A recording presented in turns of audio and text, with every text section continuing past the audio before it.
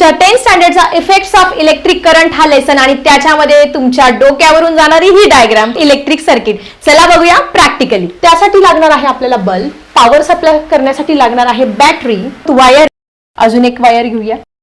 On आणि of करण्यासाठी लागणार आहे आपल्याला स्विच, ते कनेक्ट करूया अजून वायरने. आपलं हे सर्किट कंप्लीट झालेलं आहे.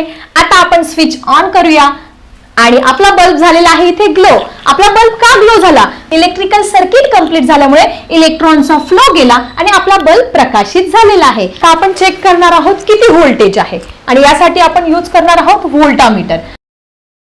काय दिसतंय तुम्हाला की 9, याच्यातला पोटेन्शियल डिफरन्स किती आहे? 9 व्होल्ट आहे.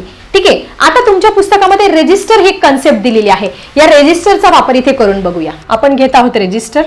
काय मॅजिक झालं? मगाशी होता 9 व्होल्ट आणि आता झालेला आहे 4.5 म्हणजे हाफ. रेजिस्टरने काय होणार आहे? तुमची जी इलेक्ट्रिसिटी आहे, इलेक्ट्रिसिटी करंट कंट्रोल करण्यासाठी या रेजिस्टरचा इथे उपयोग होत असतो. तर आपल्या डेली लाईफ मधलं एक्झाम्पल घेऊया आपल्या मिक्सरचं. मिक्सरला लागते हाय व्होल्टेजची लाईट, पण तिथे छोटासा एक लाईट लागलेला असतो, बघितलाय तुम्ही? तर त्या लाईटला पण एवढं हाय व्होल्टेज करंट लागणार आहे का? नाही, त्याला कमी लागणार आहे. मग हे कंट्रोल करण्यासाठी काय वापरतात? रेजिस्टर.